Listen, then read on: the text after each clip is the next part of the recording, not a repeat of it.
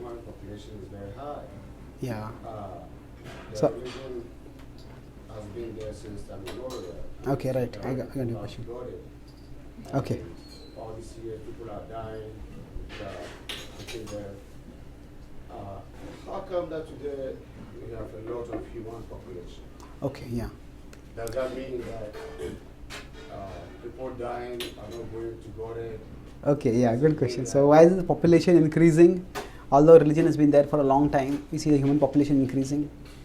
And first of all, if we look at the vastness of the time scales, now we may talk about population increasing, but for how long do we really have a serious population count? Census itself, serious census started just a few hundred years ago. Before that, we can have estimates how much of the population. But even if we look from that perspective, that okay, even if we stick to only the empirical measurable data, we can't say for sure how much of the population, say several hundred years ago. There was no hard data at that time.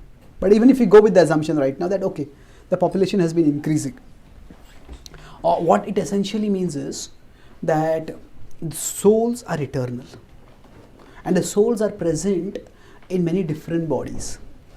So we understand that the soul is not present only in human body. There is transmigration which happens forward and backward also. Forward means from the lower species to human species, and from human species down also to lower species. It goes both ways. So we may say that the human population is increasing, but the souls which are there in many, many different bodies, they can go from one body to another body. Now, have we done we have done a census of human beings, but have we done has anyone done a census of, say, the number of trees in the world, the number of grass in the world, the number of mosquitoes in the world? There are so many different species. So if we look at the history of the world in recent times, there is so much loss of biodiversity, so much trees have been cut down, so many animals have become extinct. So the souls, if we consider total number of souls may go from one species to another species. So all that we are seeing is the souls in human species are increasing, or rather human population is increasing.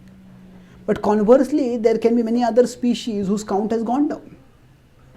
And also another point is that in the Vedic understanding from the soul's perspective, the life is not limited to this planet. There are many levels, and the soul can go from one body to another body also.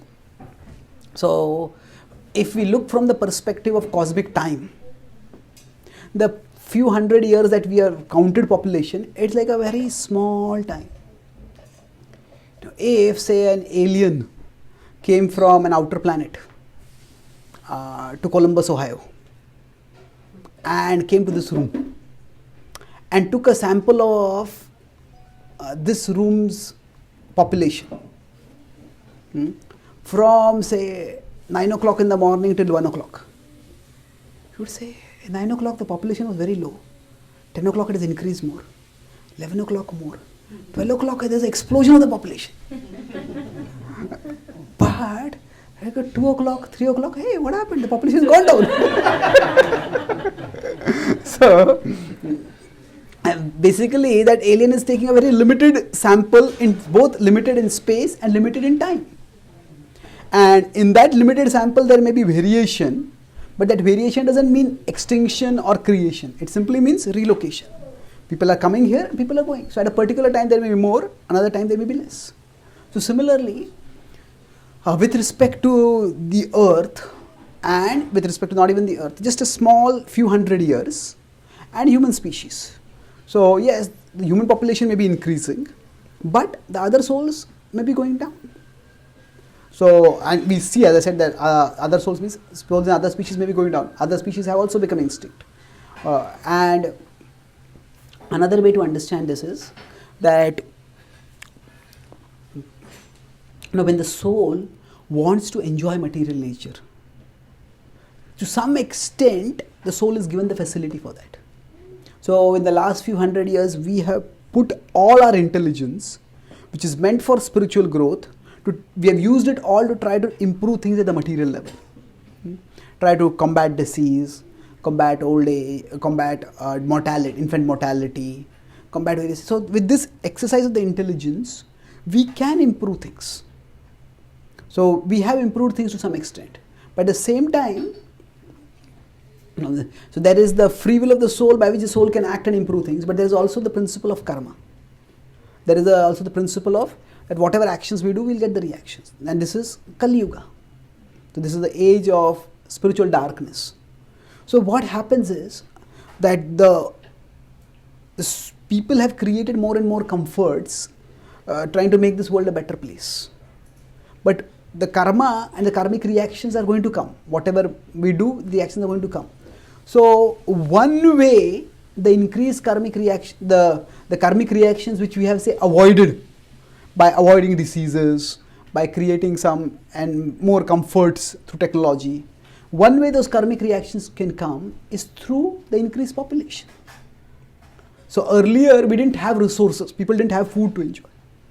Food, they had to struggle and scavenge to get food, even if we go simply by the narrative of history as we get from modern science.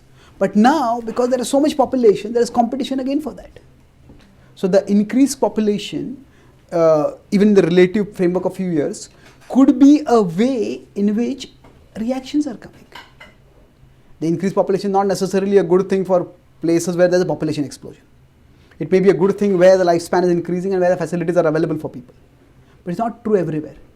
So within the limited framework which we look at, we understand simply the variation from one species to another species. Souls in a particular species have gone up and souls in another species have gone down. And what could be the reason for that? As I said, one reason could be that we are just, the increased population is the way where, through which karmic reactions are coming to us. The increased competition that happens because of that. Another could also be that the souls are not evolving upwards. So Krishna says, Rajasas urdhvam gachanti sattvastha madhye tishtanti rajasa jaganya gunavattistha adho gachanti tamasa. So those who live in Rajoguna, in the mode of passion, they stay here. So by the natural process of evolution, souls from the animal species are coming here to the human form. But most of the world today is in the mode of passion. There are few people in goodness, there are good number in ignorance also, but largely are in the mode of passion. Those who live in the mode of passion, they stay, Krishna says, the same level of reality. So souls from the lower species are evolving to human species. Majority of the human souls, they are not evolving upwards because they are not spiritually inclined. Nor are they in the mode of goodness. So they are in the mode of passion, so they are staying over here. So that could also be a reason why the population is increasing. But the population increase is simply a variation within space and time that we observe right now. But that doesn't necessarily in any way contradict any aspect of the spiritual philosophy. It's fully explainable within the broad parameters of the spiritual philosophy that is given in the Bhagavad Gita. Does that answer your question? Okay.